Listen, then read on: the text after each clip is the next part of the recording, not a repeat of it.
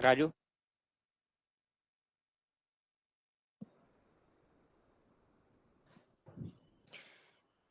Good morning everyone, बच्चों सभी को गुड मॉर्निंग। चलो, अच्छा है, बताने से पहले ही बता दिया कि ऑल क्लियर, यानी कि साउंड वीडियो सारा चीज क्लियर है। ठीक है, चलो अगर सारा चीज क्लियर है बाबू, तो आज के हम लोग सेशन स्टार्ट करते हैं। और आज मोस्टली हम लोग को जो सेशन होने वाला है वो यूनिट नंबर 4 एंड 5 से रिलेटेड है। ठीक है, और यूनिट आज थोड़ा सा, यानी कि सेशन आज थोड़ा सा छोटा ही होगा।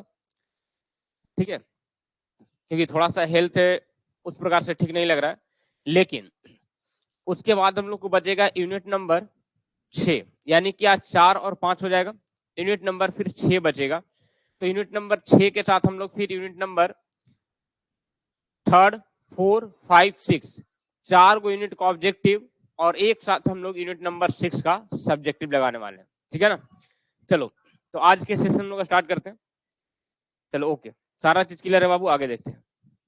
देखो बाबू, आप लोग पिछले क्लास में ये बातें कर रहे थे कि सर जो फोर्स यूनिट का टॉपिक है, यानी कि रोटेशनल मोशन, ठीक है, उसमें न्यूमेरिकल बहुत पूछता है, आप लोग बोल रहे थे। कुछ बच्चे गुस्सा भी कर रहे थे कि सर न्यूमेरिकल आप लोग आपको भेजे, आप चेक नहीं किए या बताए नहीं। तो देखो बाबू, सिंपल सी बात है, जैसे रोटेशनल मोशन में आप देखोगे तो इसके पीछे, यानी कि आप लोग के जब सिलेबस चेंज हुआ है उसके जस्ट पीछे भी वहां पे रोटेशनल मोशन पढ़ना होता था, जिसमें मोमेंट ऑफ इनर्शिया को कैलकुलेट करना होता था, डिराइव करना होता था। लेकिन आप लोग सिलेबस में देखोगे तो क्लियरली वहां पे मेंशन किया गया, ठीक है, moment of inertia of plane figure या प्लेन एरिया वनली फॉर्मूला लिखा हुआ है। अब आप ध्यान समझना, अगर वनली फॉर्मूला लिखा है बाबू, तो सिंपल सी बात है कि जब भी क्वेश्चन भी अगर उससे पूछेगा तो फॉर्मूला बेस्ड आपको वहां पर क्वेश्चन दे देगा, और वो बहुत ही साधारण तरीका से आपको क्वेश्चन देने वाला है। लेकिन अगर आप लोग के नया सिलेबस की बात करें तो जब से नया सिलेबस के बाद एग्जाम हुआ है तब से आज तक कभी भी मोमेंट ऑफ इनर्शिया से न्यूमेरिकल नहीं पूछा हुआ है। जब भी पूछा है तो मोमेंट ऑफ इनर्शिया से आपको फॉर्मूला पूछा है, सीधे सीधे क्वेश्चन में लिख देता है कि what is moment of inertia या डिफाइन मोमेंट ऑफ इनर्शिया। ठीक है, write the formula of moment of inertia of plane figure.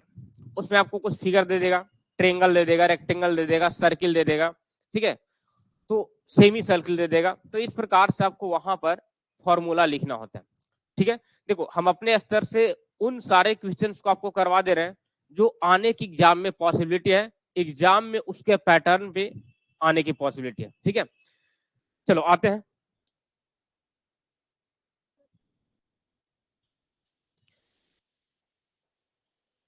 Kumar Chauhan, तुम बाबू लगता है कि आज फर्स्ट टाइम क्लास ज्वाइन किए हो।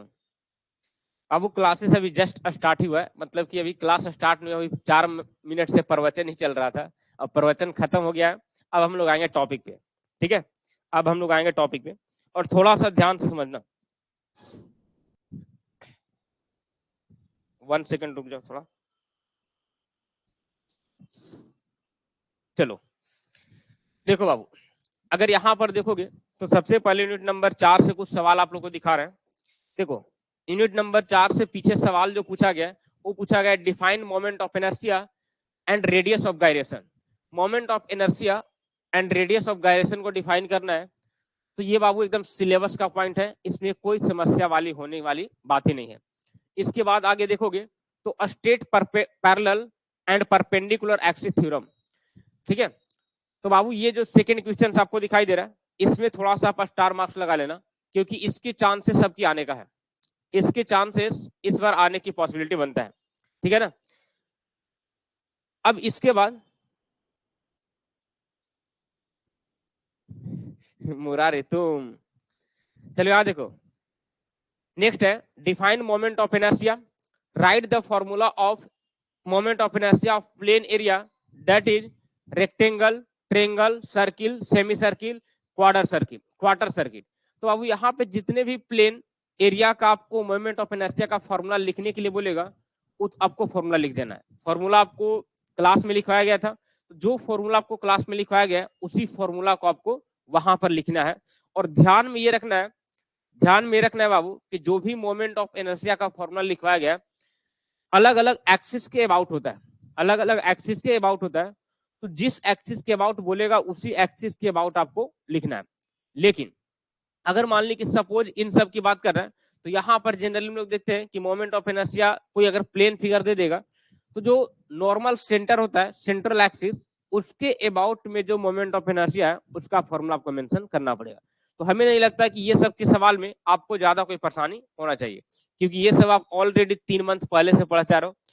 और दूसरा रियलिटी ये भी है बाबू, याद नहीं है तो याद तो करना पड़ेगा ना। याद नहीं तो याद तो करना पड़ेगा। खाली तुम बोलते हो कि क्लास में कि सर रिवीजन करवा दीजिए, तो बाबू रिवीजन यहाँ कितना घंटा करवा देंगे ना, खुद से नहीं करोगे कुछ नहीं होने वाला है। रिवीजन आपको खुद ही करना पड़ेगा। जो एडिशनल चीज है वो हम लोग प्रोवाइड कर देंगे जो आपके एग्जाम के लिए काम आ जाएगा। देखो और रियलिटी ये भी है कि यूनिट नंबर बाबू 4 से जो क्वेश्चन पूछा जाता है ना उसकी संख्या कम रहता है। अब उठा के देख रहा पीछे 2-3 साल का सवाल फिजिक्स 1 में, यूनिट नंबर 4 से सवाल जो पूछा है उसकी संख्या कम है, यानी कि कम नंबर में पूछा जाता है। जब हम लोग यहाँ सिलेबस खत्म कर देंगे तो एक बार हम पॉइंट आउट कर देंगे कि कौन कौन से टॉपिक से ज्यादा सवाल पूछे जा रहे हैं। चलो यहाँ जाओ। उसके बाद एक है बाबू कि find torque of the force F equal to -3I + J + 5K, ठीक है, newton, acting at a point R equal to 7I + 3J + K metre. यानी कि यहाँ पर कह रहा है कि एक फोर्स दिया हुआ है, ठीक है, कोऑर्डिनेट के रूप में, और यहाँ पे कह रहा है कि एक पॉइंट पे एक्टिंग कर रहा है और उस पॉइंट का कोऑर्डिनेट भी दिया हुआ है। तब आपसे पूछ रहा है कि टॉर्क आप फाइंड कीजिए। जरा बताना तो बाबू क्या ये बनेगा, जरा बताना आप लोग कि क्या ये बनेगा क्वेश्चन। और बाबू ये जो सवाल है ना ये पिछले साल ही पूछा हुआ है, ये सवाल पिछले साल पूछा हुआ है और ये सवाल पिछले साल पूछा हुआ है। आप लोग देखोगे तो जहां पे हम लोग स्केलर और वेक्टर प्रोडक्ट हम लोग कर रहे थे वहां पे आपको कुछ क्वेश्चन वर्क डन से करवाया गया था, कुछ क्वेश्चन फोर्स से करवाया गया था और कुछ क्वेश्चन पावर से करवाया गया था, जो कि वेक्टर से रिलेटेड था, कोऑर्डिनेट वेक्टर से रिलेटेड था। तो मेरे ख्याल से वहां पे इसका सवाल करवाया गया लेकिन टॉर्क का सवाल नहीं करवाया गया था, इतना हमको याद आ रहा है। तो जरा बताना तो क्या ये बनेगा। याद नहीं होता है बाबू विकास, याद तो करना पड़ेगा ना, याद नहीं होता है तो उसको याद तो करना पड़ेगा। चलो बता दीजिए, ठीक है बाबू बताते, हम भी ट्राई यही कर रहे हैं कि थोड़ा सा बताते कि आप लोग को रिवीजन भी हो जाए। चलो यहाँ देखो, चलो यहाँ देखो, इस सवाल का सोल्यूशन आप देख लो, इस सवाल का सोल्यूशन आप देख लो। देखो सबसे पहले एक चीज आपको बताते हैं, यहां पर आ जाओ। सबसे पहले अगर यहां पर देखोगे, यहां पर देखोगे बाबू, तो यहां पर हम लोग जब भी टॉर्क निकाला करते हैं, ध्यान से देखना, हम लोग जब भी टॉर्क निकाला करते हैं तो टॉर्क इक्वल टू क्या होता है, force into perpendicular distance, force into perpendicular distance. और परपेंडिकुलर डिस्टेंस होने के कारण फोर्स और डिस्टेंस का यहाँ पे हम लोग क्रॉस प्रोडक्ट लेते हैं। क्या लेते हैं, क्रॉस प्रोडक्ट लेते हैं। तो यहाँ पर देखते हैं कि जब इस प्रकार से क्रॉस प्रोडक्ट की बात आता है तो यहाँ पर आपको सीधा सीधा कंसेप्ट क्या अप्लाई करना है कि फोर्स और ये जो पोजीशन वेक्टर है, अगर इसका आप यहाँ पर क्रॉस प्रोडक्ट निकाल दोगे तो ये निकल जाएगा टॉर्क। तो मेनली आपको क्रॉस प्रोडक्ट की तो बात करना है। देखो क्रॉस प्रोडक्ट के लिए आपको वहां भी बताया गया था, एक बार फिर से मैं चीज को रिपीट कर दे रहे हैं कि सपोज मान लेते हैं, ठीक है, सपोज मान लेते हैं कि यहाँ पर कोई एक वेक्टर है, सपोज मान लेते हैं, चलो यहाँ पे मान लेते हैं कि कोई एक वेक्टर जो है ए है, कोई एक वेक्टर ए है और इसका जो है कोऑर्डिनेट A1 I है प्लस A2 J है प्लस A3 K है, इस प्रकार से। और ये जो I और J होता है बाबू ये होता है यूनिट वेक्टर। उसी प्रकार से आप यहाँ पर दूसरा वेक्टर अगर B लेते हो तो यहाँ पे मिलेगा B1 I plus B2 J plus B3 K। देखो इसको सिंप्लीफाइड करके हम लोग को यहाँ पे करना है, सिंप्लीफाइड करके करना है। देखो जब भी बाबू आपको A क्रॉस B पूछे, A क्रॉस B पूछे तो आपको एक चीज याद रखना है, आपको एक चीज याद रखना है कि अगर I डॉट आप I करते हो तो बाबू 1 मिलता है, I डॉट I करोगे तो 1 मिलेगा। यानी कि सिमिलर सिमिलर एक्सिस वाले वेक्टर से मल्टीप्लाई करोगे i डॉट आई तो 1 मिलेगा, j डॉट जे तो 1 मिलेगा, k डॉट के करोगे 1 मिलेगा, लेकिन डिफरेंट करोगे तो 0 मिलता है। उसी प्रकार से आप यहाँ पे अगर क्रॉस प्रोडक्ट में आओगे, क्रॉस प्रोडक्ट में तो सेम करोगे, जैसे i क्रॉस i करोगे तो 0 मिलेगा, लेकिन दूसरे से करोगे यानी कि i क्रॉस j करोगे तो यहाँ पर जो प्रोडक्ट मिलेगा मैग्नीट्यूड तो 1 मिलेगा, लेकिन वेक्टर में डायरेक्शन भी देना है तो वेक्टर हमेशा तीसरा एक्सिस बन जाएगा, यानी कि यहाँ पर k बन जाएगा। अगर i क्रॉस अगर आप k करते हो तो यहाँ पर मिल जाएगा j, अगर आप यहाँ पर j क्रॉस k करते हो बाबू तो क्या मिल जाएगा, i मिल जाएगा। तो इस प्रकार से आपको बातें याद रखना, लेकिन यहाँ समझो पैटर्न, यहाँ समझो कैसे आपको प्रोडक्ट निकालना है। आपको सिंपल क्या करना है कि पहले यहाँ पर i j k तीनों का कॉलम बना देना, तीनों क्या करना है, कॉलम बना देना इस प्रकार से। अब यहाँ पर आपको सिंप्लीफाइड क्या करना है कि वेक्टर ए और वेक्टर बी को इस प्रकार से अरेंज करना है कोफिशिएंट।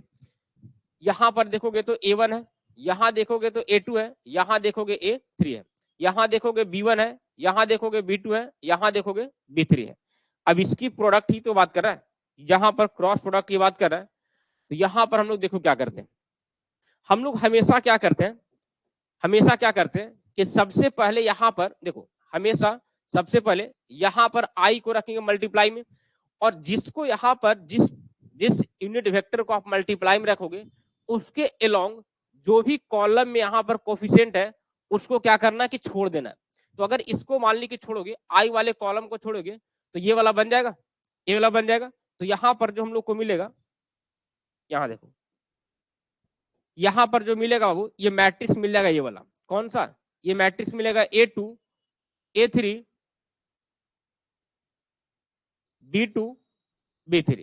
उसके बाद बीच में जैसे आप जी आओगे तो आप मैट्रिक्स सोल्व करते हो तो यहाँ पर जो एलिमेंट होता है, मान लीजिए इससे आप ये एलिमेंट यहाँ पर m12 बोल रहे हैं तो इसका वैल्यू हम लोग हमेशा माइनस लेते हैं, तो इसको माइनस ले लोगे, और जैसे ही जे को ले रहे हो तो जे वाले कॉलम को छोड़ देना है, यहाँ पर जो बचेगा उससे मैट्रिक्स बना देना है। a1 यहाँ मिल गया a3, यहाँ मिल गया बाबू b1, यहाँ मिल गया b3। उसके बाद प्लस आपको तीसरा कॉलम है कि यहाँ से आप वैल्यू ले लोगे, तीसरा कॉलम को छोड़ोगे तो a1 a2 b1 b2 मिलेगा, यहाँ मिलेगा a1 a2 b1 b2। बाबू इससे दो चीज आपको सीख मिलेगा कि यहाँ पर क्रॉस प्रोडक्ट वेक्टर जब कोऑर्डिनेट के रूप में तब कैसे निकालते हैं। देखो तो इसको कैलकुलेट करोगे तो क्या लिखोगे, i into a2 b2 minus minus a3 b2 लिखोगे, माइनस j लगा दोगे, यहाँ लिखोगे a1 b3 minus b1 a3 कर दोगे, प्लस k, और यहाँ पे कर दोगे a1 b2 minus b1 a2। अब जैसे बाबू ये i j k के फॉर्म में आ गया तो आपको अगर मैग्नीट्यूड निकालना है तो यहाँ से क्या करोगे, अंडर रूट करके i वाला जो कोफिशिएंट है इसका स्क्वायर प्लस j वाले कोफिशिएंट का स्क्वायर प्लस k वाले कोफिशिएंट का स्क्वायर कर दोगे, तो इस प्रकार से ये वैल्यू आपको निकलेगा। यहाँ देखो, अब इसी प्रकार से तो यहाँ पर क्रॉस प्रोडक्ट करना है, जरा यहाँ हो तो यहाँ आपको निकालना है बाबू टॉर्क, और टॉर्क आपको पता है कि एफ क्रॉस आर होता है, एफ क्रॉस आर होता है। यहाँ पर देखोगे तो एफ का वैल्यू कितना है, -3i plus j plus 5k है, ठीक है ना। और यहाँ पे क्रॉस प्रोडक्ट करोगे तो मिलेगा 7i plus 3j plus k। अब यहाँ पर आपको क्या करना है, प्रोडक्ट करना है। जैसे आपको क्लास में आपको पढ़ाते समय ये बातें समझाया गया था कि आप मैट्रिक्स वाले बेसिस पे कंसेप्ट पे भी इसको आप प्रोडक्ट निकाल सकते हो, और आप सीधा तरीका से भी प्रोडक्ट निकाल सकते हो i j k। लेकिन सीधा वाले तरीका से क्या होता है कि थोड़ा सा डिफिकल्ट ज्यादा पड़ जाता है, सीधा वाले तरीका से डिफिकल्ट ज्यादा पड़ जाता है, और वहां पे चांस गलत होने के चांस ज्यादा हो जाता है। यहाँ पर रहेगा f, यहाँ पे बाबू r, f की वैल्यू लोगे -3 1 5 मिल जाएगा, यहाँ r की वैल्यू लोगे 7 3 और यहाँ 1 मिलेगा। इसको आप प्रोडक्ट ले रहे हो, सबसे पहले i को लोगे। अब यहाँ पर आपको मैट्रिक्स लिखने की जरूरत नहीं है, डायरेक्ट यहाँ पे क्या करो, मैट्रिक्स को माइंड में सेट करो और एलिमेंट को मल्टीप्लाई करके और सब्ट्रैक्ट करके वहां पे लिख दो। देखो जैसे यहाँ पे i को लोगे तो इस वाले कॉलम को छोड़ दोगे, यहाँ से आपको ये बनेगा 1 5 3 1 मैट्रिक्स बनेगा। तो 1 1 1 1 यहाँ पे मल्टीप्लाई करोगे तो 1 मिलेगा, माइनस 5 और 3 मल्टीप्लाई करोगे तो ये मिल जाएगा 15। अरे मिलेगा कि नहीं मिलेगा ये बताओ बाबू, सीधा वाला तरीका निकालो, कोई दिक्कत नहीं है, उससे ही बन जाएगा, उससे ही बन जाएगा। वहां पे थोड़ा सा डायरेक्शन लेने में अगर कभी कभार मिस्टेक हो जाए तो दिक्कत हो जाता है। देखो अब यहाँ पर जे लोगे तो यहाँ से इसको मल्टीप्लाई करोगे, -3 और 1 करोगे तो यहाँ मिल जाएगा बाबू -3, और यहाँ पे 7 में 5 से करोगे 7 5 35, और यहाँ पे माइनस ले लोगे 35, उसके बाद प्लस के इस वाले कॉलम को छोड़ोगे तो यहाँ पर मिल जाएगा आपको -3 और 3, यानी कि मिल जाएगा -9। इधर से बात करोगे तो 7 इंटू 1 7, लेकिन माइनस यहाँ पे बन जाएगा 7। अब इसको आप कैलकुलेट करोगे, इसको कैलकुलेट करोगे तो यहाँ मिलेगा बाबू -14i। ठीक है, यहाँ बात करोगे तो देखो यहाँ पर हो गया 38 -38, माइनस माइनस प्लस बन जाएगा तो +38 ए बन जाएगा जे, +38 जे। यहाँ से आओगे तो यहाँ पे मिल जाएगा 9 7 16 और माइनस में, तो इसको कर दोगे -16 के। अब जैसे ये निकल गया तो आपको सिंपली क्या करना है, यहाँ पे निकालना है मैग्नीट्यूड। यहाँ पे क्या निकालना है, मैग्नीट्यूड निकालना है। तो आप यहाँ पर क्या कर दोगे, मैग्नीट्यूड निकाल दोगे। आप यहाँ पर मैग्नीट्यूड निकालोगे, टॉर्क का मैग्नीट्यूड निकालोगे, ऐसे करो, टॉर्क का मैग्नीट्यूड निकालोगे तो आपको करना है अंडर रूट। ठीक है, आई का कोफिशिएंट है 14, -14 है, ऐसे माइनस करोगे तो भी स्क्वायर में प्लस हो जाएगा। यहाँ पर 38 का स्क्वायर कर दोगे और यहाँ पे +16 का स्क्वायर करो या -16 का, बात बराबर है। यहाँ पे करोगे वैल्यू, यही आ जाएगा न्यूटन मीटर में। जरा बता रहा तो कितना वैल्यू आ रहा है, -14 38 -16 के। सभी लोग को सही है, सभी लोग को सही है। जरा बताना तो इसका वैल्यू कितना आ रहा है। और मेरे ख्याल से यहां तक ये बन जाएगा, इसमें कोई समस्या होने वाली बात है नहीं। केवल आपको प्रोसेस पे ध्यान देना है कि प्रोसेस कैसे अप्लाई किया जा रहा है, प्रोसेस कैसे अप्लाई किया जा रहा है। 1896 प्रोसेस कैसे अप्लाई किया जा रहा है, ये आपको ध्यान देने वाली बात है। देखो चलो यहाँ पे आ जाते हैं, अंडर रूट 14 का स्क्वायर प्लस 38 का स्क्वायर, ओ सॉरी 38 है ना, 68 लिखा रहा है, 38 का स्क्वायर, उसके बाद प्लस 16 का स्क्वायर करोगे। बाबू शिवम तुम कितना क्या लिखा रहे हो, तू अंडर रूट का वैल्यू अंदर निकाल रहे हो। यहाँ पे आ जाएगा बाबू 43.54, यह आ जाएगा न्यूटन मीटर इसका आंसर। ये क्या हो जाएगा, न्यूटन मीटर इसका आंसर हो जाएगा। ठीक है, तो मेरे ख्याल से इस प्रोसेस से आपको क्या करना है, इस क्वेश्चन को सॉल्व करना है। और ये पिछले साल ही पूछा गया, तो आप समझ के चल सकते हो कि इसके बेसिस पे कंसेप्ट पे और सवाल बन सकता है। जैसे कि आपको वर्क डन से करवाया गया, ठीक है, पावर से करवाया गया, इस टाइप के सवाल तो वहां से आपको दे सकता है। हो सकता है कि ये नहीं दे, इस प्रकार से टॉर्क नहीं दे, दूसरा दे दे। तो ये कंसेप्ट आपको ध्यान में लेके चलना है, ठीक है ना। चलो ठीक है, हम अंडर रूट नहीं किए, कोई बात नहीं है। चलो सबका वैल्यू आ गया, यहां तक कोई दिक्कत नहीं होना चाहिए। अब देखोगे तो कहोगे कि सर क्या यूनिट नंबर 4 में, क्या यूनिट नंबर 4 में सर इतना ही सवाल पूछा है। तो बाबू यूनिट नंबर 4 में अगर देखा जाएगा तो ओल्ड सिलेबस में, ठीक है, ओल्ड सिलेबस में क्या होता था कि मोमेंट ऑफ इनर्शिया निकालना होता था, और मोमेंट ऑफ इनर्शिया से आपको 3-4 सवाल देता था, और उसने कुछ डेराइव करने के लिए कि पार्टिकुलर फिगर का मोमेंट ऑफ इनर्शिया निकालिए, और उसके बाद कुछ न्यूमेरिकल देता था। तो इसीलिए यूनिट नंबर 4 से ज्यादा सवाल नहीं बनते हैं। और देखोगे तो यूनिट नंबर 4 में टॉपिक भी वैसा है जिससे ज्यादा सवाल बनने के चांसेस ही नहीं बनता है। 1-2 सवाल देगा वही काफी है, ठीक है। अब चलो इसके आगे बढ़ते हम लोग, और अब बढ़ते हम लोग यूनिट नंबर 5 में। और ये कंसेप्ट तो आपको याद रखना है जब भी आपको क्रॉस प्रोडक्ट की बात आएगा वहां पे, क्रॉस प्रोडक्ट की बात आएगा वहां पे। अब यहां देखो, चलो मुरारी दिक्कत होना भी नहीं चाहिए बाबू, क्योंकि क्लासेस में आप लोग इतना पढ़ाया गया तो दिक्कत तो होना ही नहीं चाहिए। देखो यहाँ पर यूनिट नंबर 5 में आते हैं बाबू, तो सबसे पहले यहाँ पर देखो 12 और 14 में सवाल पूछा हुआ है, ठीक है। और ये जो है सवाल ये 2022 में भी पूछा हुआ है, ये 2022 में भी पूछा हुआ है, लेकिन यहाँ पर सारा टर्म नहीं पूछा हुआ था। तो एक ही साथ हम लिख दिए, deforming force, restoring force, elasticity, elastic body, plasticity, plastic body. ये बाबू हमको लगता है कि जब हम लोग यूनिट नंबर 5 कर रहे थे तो फर्स्ट या सेकेंड क्लास में इसको पूरा डिटेल में समझे हुए थे और इसको डिटेल में डिफिनेशन भी लिखे हुए थे, तो यहाँ पर कोई समस्या होना नहीं चाहिए।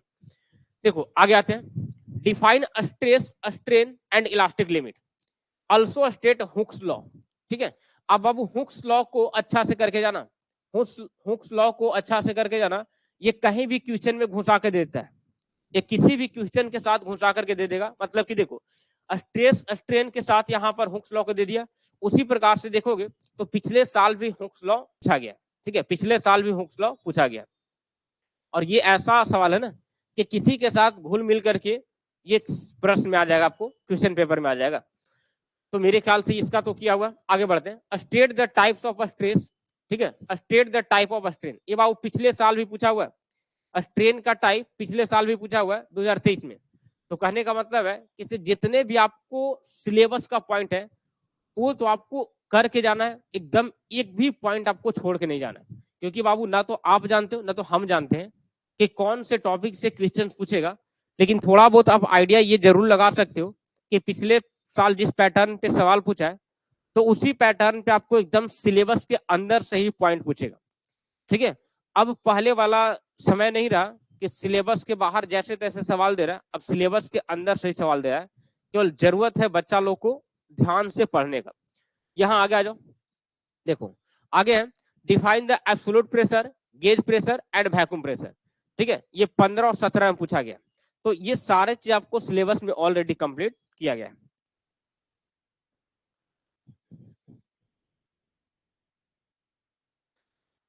हाँ, प्रेशर वाला क्वेश्चन आया है, प्रेशर वाला क्वेश्चन बैक में भी आया है। देखो यहाँ पर नहीं लिखा गया, क्यों ना, क्योंकि जो कंटेंट है यानी कि जो क्वेश्चंस है 19 19 20 और उसके बाद फिर 21 22, उसको ऐसा ही देखा गया तो क्वेश्चंस रिपीट होते रहे, तो इसीलिए उस चीज को नहीं लिखा गया, लेकिन सवाल आपको पूछा गया है। यहाँ पर आगे देखोगे तो सवाल है, define surface tension and right the SI unit, what is the effect of impurity and temperature on the surface tension. जरा बताओ तो क्या ये पूरा के पूरा आपको पूरा कंप्लीट टॉपिक आपको क्लास में करवाएगा कि नहीं करवाएगा, जो 18 और 19 में पूछा हुआ है। ठीक है, जो 18 और 19 में पूछा हुआ है बाद में भी पूछा होगा। ठीक है, तो ऐसा नहीं है कि टॉपिक से हम लोग को बाहर आने वाला है, बस टॉपिक आप सिलेबस कंप्लीट करके जाओ और बेटर नंबर लेके आओगे। उसके बाद है, what is the viscosity, define coefficient of viscosity and right SI unit, explain the term streamline flow, turbulent flow. देखो तो ये भी करवाया गया, streamline flow and turbulent flow. आगे आ जाते हैं, explain Stokes law and terminal velocity, on what factor does the terminal velocity, यहां पर छूट गया बाबू, यहां पर डिपेंड्स होगा, यहां पर डिपेंड्स होगा, on what factor terminal velocity depend, यानी कि कौन से फैक्टर पे टर्मिनल वेलोसिटी डिपेंड करता है। तो वहां पे जाके देखना, जहां पे टर्मिनल वेलोसिटी आपको पढ़ाया गया वहां पे कुछ बातें लिखवाया गया कि टर्मिनल वेलोसिटी कौन कौन से फैक्टर पे डिपेंड करता है। तो आई थिंक इसमें इसमें कोई परेशानी होने वाली बात नहीं है। उसके बाद है state Hooke's law, define coefficient of young modulus of elasticity, और ये बाबू पिछले साल 2023 में पूछा गया, तो इसीलिए बोल रहे हैं कि हुक्स लॉ जो है वो सभी साल मतलब कि प्रत्येक ईयर या तो अकेला या तो किसी के साथ में आ जाता है। ठीक है, अब देखोगे तो कहोगे कि सर इसमें इसमें आप न्यूमेरिकल नहीं दिए हो, इसमें आप न्यूमेरिकल नहीं दिए हो, यूनिट नंबर 5 से, यूनिट नंबर 5 से न्यूमेरिकल नहीं दिया गया। देखो यूनिट नंबर 5 से देखोगे तो स्ट्रेस स्ट्रेन, ठीक है, से न्यूमेरिकल पूछा जाता है बाबू, स्ट्रेस स्ट्रेन से न्यूमेरिकल पूछा जाता है। आप जाके नोट को भी खोल के देखना, नोट को भी खोल के देखना, और हमको लगता है कि इस वाले यूनिट में लगभग 12 से 15 क्वेश्चन आपको करवाया गया, और 12 से 15 क्वेश्चन देखोगे तो सारा का सारा क्वेश्चन प्रीवियस ईयर क्वेश्चन ही करवाया गया, कोई आलतू फालतू सवाल नहीं करवाया गया वहां पे, क्योंकि उस सवाल को पहले से उस बेसिस पे करवाया जा रहा था कि उस सवाल से आप अगर बना लोगे तो सारे टॉपिक का यानी कि जितने भी सवाल पूछा गया प्रीवियस ईयर में सारे सवाल उसको कवर कर देता है। ठीक है, यानी कि वो 10 से 12 या 15 सवाल जो भी करवाया गया उसको बना लोगे तो इस चैप्टर से कोई भी न्यूमेरिकल छूटने वाला नहीं है। ठीक है, चलो मेरे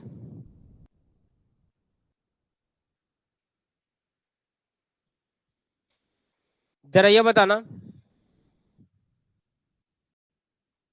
नहीं बाबू, यूनिट नंबर 5 से देखो, यूनिट नंबर 5 से न्यूमेरिकल की प्रोबेबिलिटी कम है, प्रोबेबिलिटी कम है, लेकिन स्ट्रेस स्ट्रेन से देखोगे तो न्यूमेरिकल दे सकता है। और देखो रियलिटी अगर आप लोग की बात किया जाए ना, तो रियलिटी यहाँ पर मतलब कि पिछले 2 साल से चल रहा है, जब से आप लोग को सिलेबस इस प्रकार से चेंज किया है और सिलेबस को एकदम डिटेल में लिखना शुरू किया है, तब से पैटर्न क्या हुआ है कि न्यूमेरिकल का समझो कि नामो निशान धीरे धीरे मिटा दिया है। टॉपिक में लिख देता है न्यूमेरिकल, लेकिन एग्जाम में पूछता ही नहीं है। बहुत कभी कभार मन करता है तो एक हाथ न्यूमेरिकल दे देता है और बाकी एक हाथ दो डेरिवेशन दे देता है। तो बाबू वहां पे आपको रेडी होके जाना है, वहां पे आपको प्रिपेयर होके जाना है कि जैसे भी सवाल आएगा वैसे आपको अच्छे तरीके से सॉल्व कर देना। तो हम ये बोल रहे हैं कि जितना आपको न्यूमेरिकल यूनिट नंबर 5 में करवाया गया है वो मोर देन इनफ है, मोर देन इनफ है। लेकिन मोर देन इनफ तब होगा जब एक बार फिर से उस सवाल को, जितने सवाल करवाया गया उसको क्लास में आप बना लोगे। अगर क्लास में नहीं बनाओगे, क्लास में कहने का मतलब कि घर पे अगर नहीं बनाओगे तो फिर दिक्कत हो जाएगा। तो एग्जाम में जाने से पहले एक बार सारे सवाल को आप रिवाइज करें ना, ठीक है।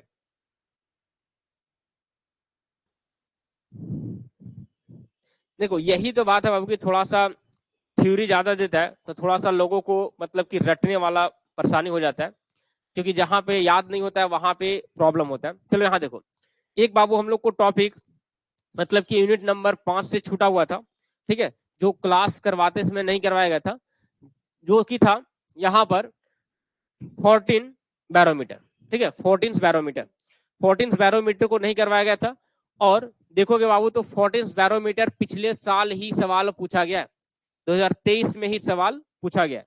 तो इसीलिए आपको कर लेना यहाँ पे जरूरी है, क्योंकि अगर मान ली कि सपोज, अब ये तो ऐसा लगता है कि अगर 2023 में पूछ दिया पिछले बार तो हो सकता है कि से आप लोग से नहीं पूछे, लेकिन एसबीटी थोड़ा सा पागल जैसा क्वेश्चन सेट करता है, कभी कभार 2-3 बार क्वेश्चन को रिपीट कर देता है।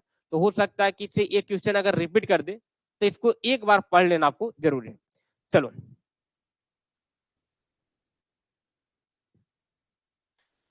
नहीं बाबू, थर्मोमीटर से सवाल पूछेगा ही नहीं, बताते हैं क्यों। क्योंकि देखो सिलेबस में थर्मोमीटर का देखोगे तो थर्मोमीटर के टाइप लिखा हुआ है, लेकिन उसमें क्लियरली मेंशन है कि application of different type of thermometer. हम लोग वहां पे थर्मोमीटर की वर्किंग पढ़ रहे थे इसलिए क्योंकि हम लोग के पास टाइम था, तो थोड़ा सा सोच रहे थे कि उसको हम लोग वर्किंग कर लेते हैं। लेकिन वैसा कुछ सवाल में आता नहीं है और सिलेबस में भी मेंशन नहीं है, तो उसको स्किप करोगे, कोई दिक्कत वाली बात नहीं है। चलो आते हैं, चलो आते हैं, यहाँ देखो बाबू इस टॉपिक को समझ लो, इस टॉपिक को समझ लो, आपको काम आएगा, ठीक है। देखो 14 बाबू बैरोमीटर के यहाँ पर कंस्ट्रक्शन एंड वर्किंग को एक्सप्लेन करना है और साथ में एप्लीकेशन को एक्सप्लेन करना है। आप यहाँ पर देखोगे तो ये एक्चुअली में इसका 14 बैरोमीटर का ये डायग्राम है। आप एग्जाम में बाबू जो बनाओगे डायग्राम लिखते समय वही बनाओगे, एग्जाम में जो बनाओगे वो ये बनाओगे, ठीक है ना। इसमें देखोगे तो यहाँ देखो, यहाँ पर हम प्रत्येक जो पार्ट है पहले उसको हम डिस्क्राइब कर देते हैं कि सभी पार्ट का यहाँ पे क्या क्या काम है, और उसके बाद हम लोग यहाँ पर एक बार इनमें जो कंटेंट लिखा हुआ है उसको हम समझा देंगे। देखो अगर इसकी कंस्ट्रक्शन की बात करोगे बाबू, कंस्ट्रक्शन की बात करोगे तो देखो सबसे पहले आते हैं कि ये जो आपको बीच में, ये जो बीच में आपको दिखाई दे रहा होगा, ये जो बीच में आपको दिखाई दे रहा है ये पतला सा, ठीक है, जिसमें कुछ भरा हुआ नजर आ रहा है, ये बाबू होता है पाइप। ये होता है पाइप किसका? Glass pipe. किसका होगा? Glass pipe. और इसी ग्लास पाइप में बाबू मरकरी भरा हुआ रहता है, इसी ग्लास पाइप में मरकरी भरा रहता है। जो ग्लास पाइप होता है जिसमें मरकरी भरा हुआ रहता है वो एक्चुअली में बैरोमीटर ट्यूब कहलाता है। क्या कहलाता है? बैरोमीटर ट्यूब कहलाता है। थोड़ा सा रुक जाओ तो एक बार थोड़ा सा रुक जाओ। हाँ चलो ठीक है, लिखा हुआ है डेटा, तो इसको बोलते हैं हम लोग बैरोमीटर ट्यूब। अब देखोगे तो ये जो ग्लास का ट्यूब है बैरोमीटर ट्यूब, इसको प्रोटेक्ट करने के लिए बाहर से यहाँ पर एक देखोगे तो एक प्रोटेक्टिंग ब्रास ट्यूब होता है, प्रोटेक्टिंग ब्रास ट्यूब, यानी कि ये बाहर वाला लेयर है। देखो यहाँ जो बाहर वाला लेयर है ये होता है ब्रास ट्यूब। इस कारण से क्योंकि जो अंदर में ग्लास का ट्यूब है, ठीक है, जिसमें मरकरी भरा हुआ है, उसको प्रोटेक्ट किया जाए ताकि वो टूटे फूटे नहीं, ठीक है। अब इसके आगे बढ़ते हैं, इसके आगे बढ़ते हैं तो बाबू हम लोग जानते क्या है कि बेसिकली अगर आप पारा यानी कि मरकरी को अगर किसी भी एक मतलब की नैरो पाइप में अगर आप रख देते हो और उस प्रकार से उसको अरेंजमेंट कर देते हो, तो जब भी प्रेशर चेंज होता है तो मरकरी का लेयर ऑटोमेटिक चेंज होगा, मरकरी का लेयर ऑटोमेटिक चेंज होगा। तो उसी के सिद्धांत पे ये बैरोमीटर काम करता है। तो ऑब्वियस सी बात है कि जब प्रेशर चेंज होगा, प्रेशर चेंज होगा, तो वहां पर कितना मतलब कि हाइट बढ़ रहा है मरकरी का और कितना हाइट कम रहा है, इसको मेजरमेंट करने के लिए तो चाहिए ना, क्योंकि उसी के मेजरमेंट के आधार पे आप क्या निकालोगे कि अभी पार्टिकुलर टाइम पे कितना प्रेशर है। तो उसके लिए क्या करते हैं कि सबसे टॉप पॉइंट पे, सबसे टॉप पॉइंट पे यानी कि ऊपर वाले पोर्शन पे हम लोग एक यहाँ पर क्या करते हैं कि एक स्केल बनाते हैं, जो स्टैंडर्ड स्केल होता है, जिसके बेसिस पे हम लोग प्रेशर को इंडिकेट करते हैं, प्रेशर का रिकॉर्डिंग करते हैं। लेकिन एक्चुअली में होता क्या कि पारा कितना हाइट पे बढ़ा, पारा कितना हाइट नीचे गया, उसके अनुसार आपको स्केल से रीडिंग मिलेगा। लेकिन एक्चुअली में पारा कितना ऊपर जा रहा है, कितना नीचे आ रहा है, वहां पर आपको उस मेजरमेंट करने के लिए एक यहाँ पर वर्नियर क्लिपर लगा रहता है। ये क्या लगा रहेगा? Vernier clipper. यहाँ पर आप देख रहे हो ये वर्नियर क्लिपर लगा रहेगा।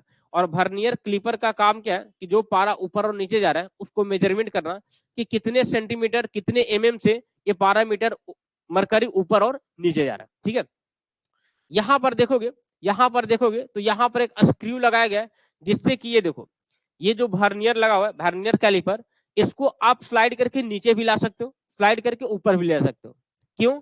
क्योंकि हम लोग करते क्या है कि जब मरकरी का लेयर थोड़ा सा नीचे आ जाता है, तो जहां पर लेयर रहेगा वहीं पे ना हम लोग उसके हाइट को मापेंगे कि कितना हाइट ऊपर बढ़ा, कितना हाइट नीचे गया। तो इसीलिए वर्नियर कैलिपर को हम लोग को ऊपर नीचे करने की जरूरत होता है। तो यहाँ पर एक स्क्रू लगा रहता है जो वर्नियर को एडजस्ट करने के लिए लगाया जाता है। ठीक है, देखो अगर इन सब बात को आप सुन लोगे एक बार और डायग्राम अगर एक हाथ बार आप बना लोगे तो ये सारा चीज आपको याद हो जाएगा। अब यहाँ पे आ जाओ, यहाँ पर देखोगे तो एक नीचे में लेदर बैग लगा रहता है। लेदर बैग क्यों लगा रहता है? तो देखोगे तो लेदर बैग में ही एक्चुअली पारा भरा हुआ रहता है, यानी कि मरकरी भरा हुआ रहता है। तो लेदर बैग में जो पारा यहाँ पे भरा हुआ है, मरकरी भरा हुआ है, आप बेसिकली देखोगे क्या कि एक यहाँ पर मिनिमम लेवल तो होना चाहिए मरकरी का, जिस मिनिमम लेवल से इंडिकेट करेगा कि ये सबसे मिनिमम पोजीशन है, रेफरेंस पोजीशन है। तो उसके लिए हम लोग यहाँ पर क्या करते हैं कि एक आइवरी पॉइंटर यूज करते हैं, आइवरी पॉइंटर यूज करते हैं। और यहाँ पर आप देख रहे हो कि ये आइवरी पॉइंटर है, आइवरी पॉइंटर का ये लोएस्ट पॉइंट है। अगर मान लिया कि से देखो यहाँ पे देखना, अगर मान लिया कि से इसमें जो पारा भरा हुआ है, मरकरी भरा हुआ है, इस मरकरी का जो सबसे ऊपर वाला सरफेस है, देखो पाइप में तो मरकरी रहेगा ही, पाइप में तो मरकरी रहेगा ही, लेकिन यहाँ पर जो लेदर बैग में मरकरी का लेयर है, वो लेयर यानी कि मरकरी का अपर लेयर अगर ये आइवरी पॉइंटर के साथ एकदम कांटेक्ट में रहेगा, सरफेस के साथ टच में रहेगा, तभी हम लोग मानेंगे कि यहाँ पे एक्यूरेट वैल्यू मेजरमेंट किया जा रहा है। और अगर ऐसा होता है कि यहाँ पर मरकरी का लेयर अप या डाउन हो जाता है इस आइवरी पॉइंटर के रिस्पेक्ट में, तो वहां से उसके लेवल को चेंज करने के लिए नीचे यहाँ पर स्क्रू दिया रहता है, नीचे यहाँ पर स्क्रू दिया रहता है, इसको बोला जाता है मरकरी लेवल को एडजस्ट करने के लिए स्क्रू। होगा क्या, अगर मान ली कि इससे लेवल सपोज ऊपर चल गया तो नीचे लाने के लिए स्क्रू को ढीला कर देंगे, लूज कर देंगे। और जब मरकरी यहाँ पे मान ली कि नीचे चल गया है तो इसको हम लोग पॉइंटर से कांटेक्ट में लाने के लिए, मिलाने के लिए हम लोग स्क्रू को टाइट कर देते हैं। तो स्क्रू का काम होता है मरकरी लेवल को एडजस्ट करना। ठीक है, अब यहां पर देखोगे, यहां पर ये ग्लास क्यों लगाया गया बाबू? तो ग्लास इसलिए लगाया गया क्योंकि है तो ये लेदर बैग, तो लेदर बैग में मरकरी का यानी कि पारा का कितना लेयर है, मरकरी का कितना लेयर है, ये हम लोग को पता नहीं चल पाता है। तो वैसे कंडीशंस में क्या करते हैं, यहाँ पे ग्लास एक लगा देते हैं, ठीक है, जिससे कि हम लोग को मरकरी विजिबल हो कि उसका लेयर कितना बढ़ रहा है, कितना नीचे जा रहा है, जिससे कि उसको हम लोग एडजस्ट कर सके। तो यही इसका पूरे के पूरे आप कहोगे कि इसका कंपोनेंट लगा रहता है। ठीक है, कंपोनेंट लगा रहता है। इसमें बेसिकली आप देखोगे, इसमें बेसिकली देखोगे तो यहाँ पर 90 मीटर का, कहा गया यार, ये 90 मीटर का देखोगे, 90 मीटर का ग्लास ट्यूब लगा रहता है। ये जो ग्लास ट्यूब आपको बीच में दिखाई दे रहा है जिसको बैरोमीटर ट्यूब बोल रहे हैं, ये 90 मीटर का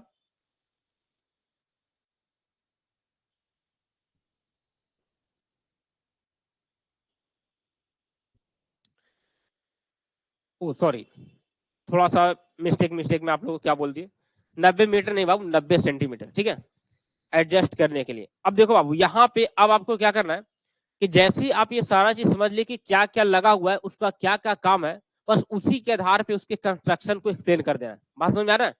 उसके लिए आपको क्या करना होगा कि इस फिगर को दिमाग में रखना होगा और इस फिगर में जो जो पॉइंट लगा हुआ है, जो जो पार्ट्स कनेक्टेड है, उस पार्ट्स का नाम याद रखना होगा। अगर उतना आप नाम याद रखोगे तो हमको नहीं लगता है कि इसको कंस्ट्रक्शन और वर्किंग लिखने में डिफिकल्ट होगा, क्योंकि ये काफी इजी हो जाएगा।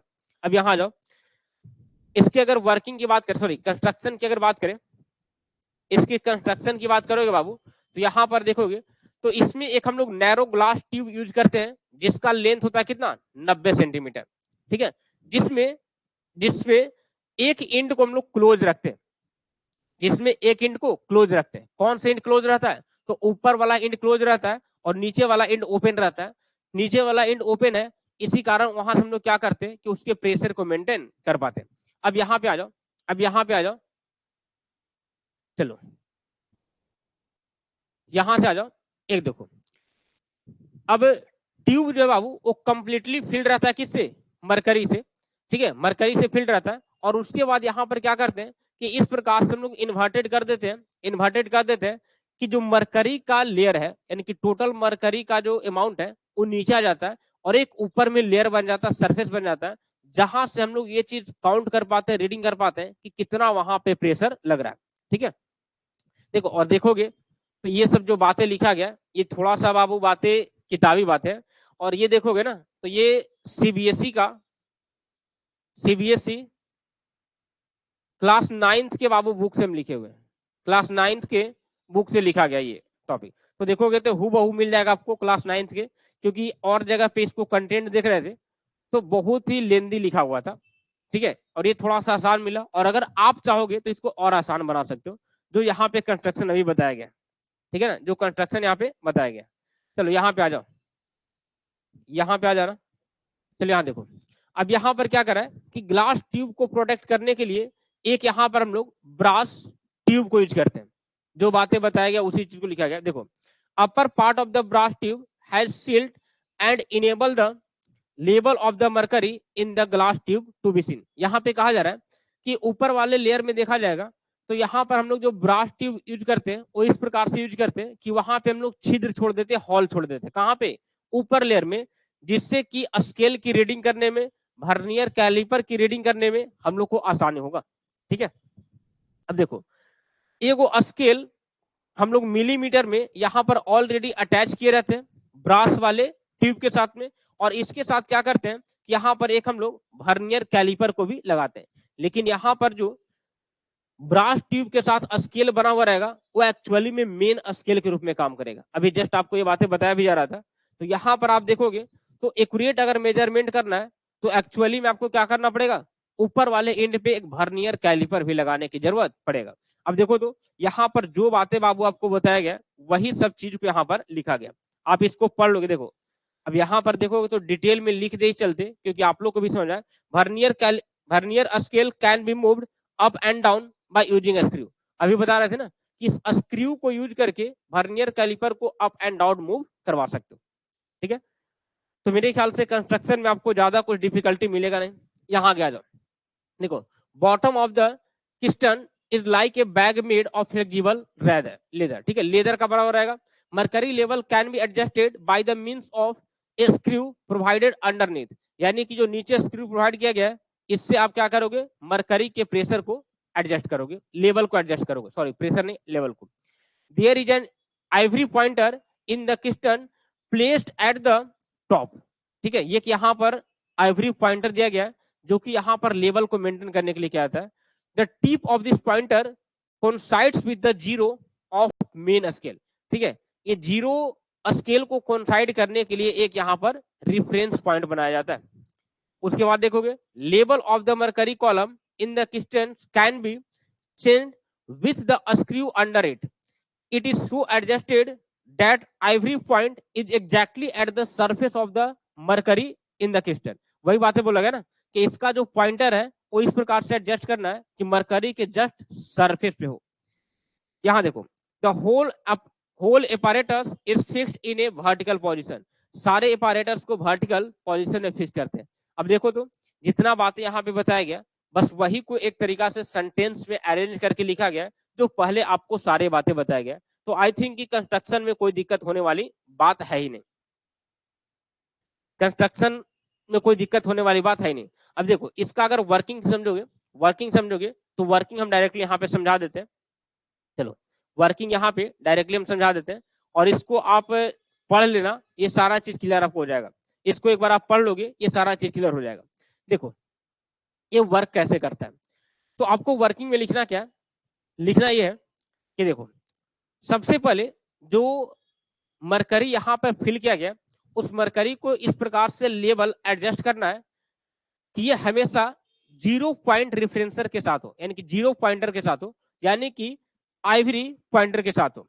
ठीक है, अब जैसे हम लोग क्या करते हैं कि किसी भी पॉइंट पे अगर यहाँ पे हम लोग को प्रेशर मापना है तो हम लोग बेसिकली क्या करते हैं कि हम लोग इसमें देखते हैं कि मरकरी का कितना हाइट यानी कि लेवल अप हुआ है, कितना लेवल डाउन हुआ है, और उस लेवल अप एंड डाउन को आप मेजरमेंट कहां से करोगे, आप स्केल से करोगे और वर्नियर क्लिपर से करोगे। देखो स्केल भी बताएगा, जैसे हम लोग थर्मामीटर यूज करते हैं बुखार को मापने के लिए, तो उसमें भी मरकरी क्या होता है कि बेसिकली आगे बढ़ता है और घटता है, होता है ना।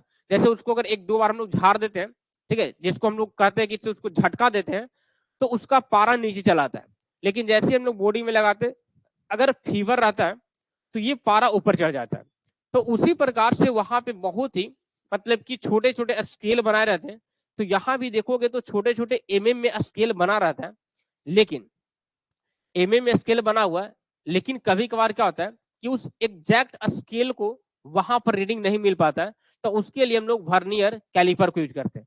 तो इन सब बातें को आप लिखोगे किसमें, इन सब बातों को लिख दोगे वर्किंग में, तो ये काम कंप्लीट हो जाएगा। वर्किंग में और कोई दिक्कत वाली बात है ये नहीं है, ठीक है। तो कुछ पार्ट्स होगा, कुछ कंसेप्ट होगा जो कंस्ट्रक्शन वाला आ जाएगा किसमें, वर्किंग में, और बाकी आपको बातें बता देना है कि किस प्रकार से यहाँ पर एटमॉस्फेरिक प्रेशर को हम लोग मेजरमेंट कर पाते हैं। इसमें एक पूछा जाता है एग्जाम्पल, यानी कि एग्जाम्पल कहने का मतलब कि एप्लीकेशन। देखो अगर एप्लीकेशन पूछेगा बाबू, एप्लीकेशन पूछेगा तो आपको यहाँ पर कुछ नहीं करना है। एप्लीकेशन पूछेगा तो आपको ये लिख देना है कि ये जो 14 बैरोमीटर है इसको बेसिकली हम लोग लेबोरेटरी में यूज करते हैं और साथ में मेट्रोलॉजिकल डिपार्टमेंट में यूज करते हैं। मेट्रोलॉजिकल डिपार्टमेंट मतलब कि आप लोग देखते होंगे ना कि हम लोग को इन्फॉर्मेशन मिल जाता है, जैसे बारिश होना है, आंधी तूफान आना है, चक्रवात आना है, साइक्लोन आना है, ठीक है। तो इन सब का इन्फॉर्मेशन पहले मिलता है, क्यों, क्योंकि जो मौसम विभाग है, जो मान लीजिए यहाँ पर मेट्रोलॉजिकल डिपार्टमेंट है, वो क्या करता है कि सारे चीज को वहां पर मेजरमेंट करते रहता है। तो इस टाइप से लेबोरेटरी में और मेट्रोलॉजिकल डिपार्टमेंट में इस बैरोमीटर का यूज किया जाता है। अगर यहाँ पर देखोगे तो इसमें जो मेन एडवांटेज वाला बात आता है, इसलिए कि पोर्टेबल है। पोर्टेबल मतलब कि इसको उठा करके आप कहीं भी ले जा सकते हो, इसको उठा करके कहीं ले जा सकते हो और कहीं भी इसका इससे यूज करके मेजरमेंट कर सकते हो। यहाँ पे देखोगे तो it allow the mercury level in the crystal to be set to 0, यानी कि इसमें आप चाहोगे तो मरकरी, जैसे देखो हम लोग अलग अलग प्लेस पे जब मेजरमेंट करते हैं तो अलग अलग हम लोग को रिफरेंस पॉइंट लेना होता है, और इस बैरोमीटर में फैसिलिटी है कि आप अपने अनुसार 0 पॉइंट को यानी कि रेफरेंस पॉइंट को एडजस्ट कर सकते हो। तो इसीलिए पोर्टेबल भी है, इसीलिए ये हर जगह यूज होने वाला बैरोमीटर है। तो this makes the reading more accurate, इसी कारण ये ज्यादा एक्यूरेट हो जाएगा। तो बैरोमीटर लाइए ना। नो इंटरनेट कनेक्टिविटी लिख रहा है, तो बाबू इंटरनेट नहीं कनेक्टिविटी लिख रहा तो और कुछ कनेक्ट कर लो। नेट तुम लोग के मोबाइल में ही चलता है ना, ये बताओ कि वाईफाई से तुम लोग यूज करते हो? नेट तुम लोग मोबाइल में यूज करते हो ना, जो सिम चला रहे हो उसी में नेट यूज करते हो कि वाईफाई चला रहे हो, बताओ बाबू मुरारी।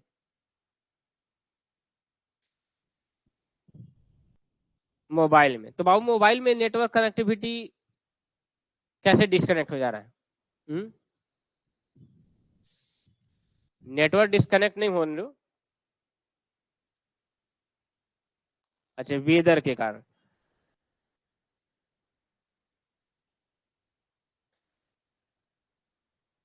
तो अभी तो बाबू मौसम अच्छा है, मौसम अच्छा है, मे बी बारिश वारिश भी हो रहा है, तो थोड़ा सा मौसम ठंडा हो गया है।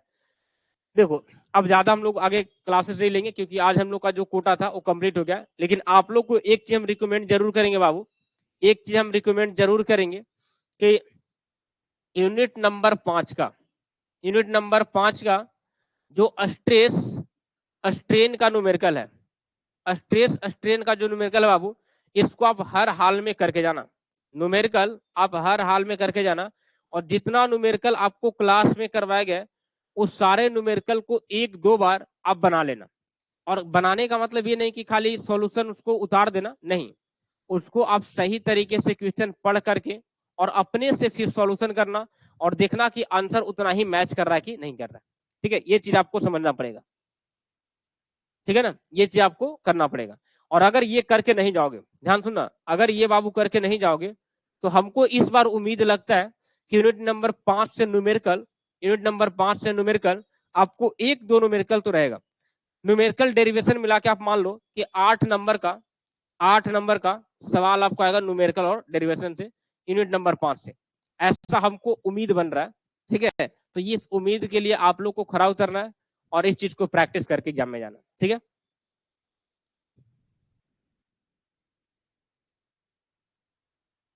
नहीं अब रहने देते हैं बाबू, ठीक है, अब रहने देते हैं, अब ज्यादा कुछ करेंगे नहीं। लेकिन यूनिट नंबर अब बचा हम लोग को 6। ठीक है, 6 ही यूनिट है ना, तो यूनिट नंबर बचा 6, जहां पे हीट एंड थर्मोमेट्री है। तो हीट एंड थर्मोमेट्री से भी बाबू ज्यादा सवाल नहीं पूछता है। तो अब ध्यान देना कि हम लोग को जो प्रायोरिटी रखना है, हम लोग को जो यहाँ पर एग्जाम की प्रायोरिटी रखना है, उस एग्जाम की अगर प्रायोरिटी की बात करोगे, देखो बाबू, यूनिट नंबर 1 सबसे पहला, यूनिट नंबर 1। दूसरा आप यहाँ पे रखोगे यूनिट नंबर 2 को, ठीक है। उसके बाद यूनिट नंबर 2 भी है और यूनिट नंबर 3 भी आएगा। ठीक है, unit number 3 work force power energy. ठीक है, यूनिट नंबर 3। यूनिट नंबर 4 थोड़ा सा लिस्ट इंपॉर्टेंट है, कम इंपॉर्टेंट है, जिससे सवाल साधारण पूछेगा, 1-2 पूछेगा। ठीक है, उसके बाद बाबू चौथा आपको मिलेगा यूनिट नंबर 5। ठीक है, और यूनिट नंबर जो आपको 4 मिला और यूनिट नंबर जो 6 मिला, इससे सवाल थोड़ा सा सिंपल रहता है, सवाल टॉपिक टू टॉपिक रहता है और सवाल की संख्या कम रहता है। तो आपको ट्राई यही करना है कि पहले आपको ये जो 4 यूनिट है, इसमें काफी अच्छे तरीका से आपको इसको प्रिपेयर कर लेना है और जाकर के एग्जाम देना है। अच्छा बताना, फिजिक्स का एग्जाम कब है? फिजिक्स का एग्जाम कितने तारीख को है?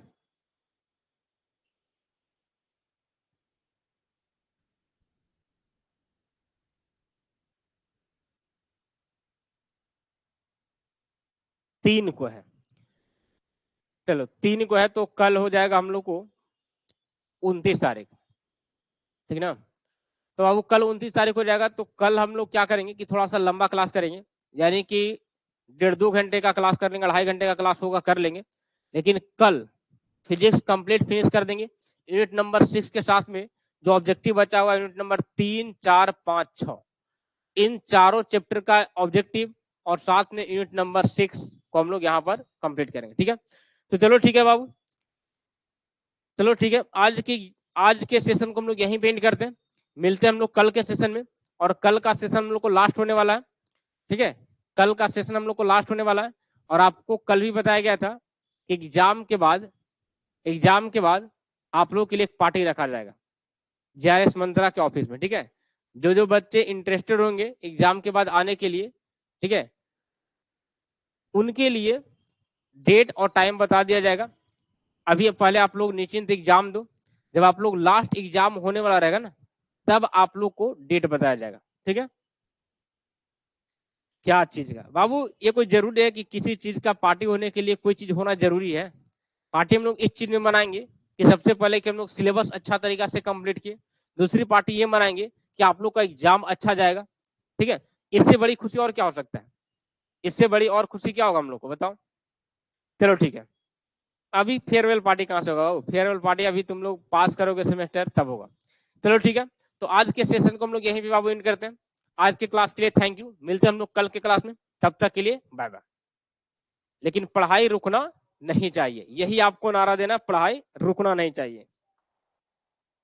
आपका शादी है का सर? अरे बाबू हमारी शादी हो गया है, काट दिए। अब वो नाटक मुरारी तुम्ही को करना पड़ेगा।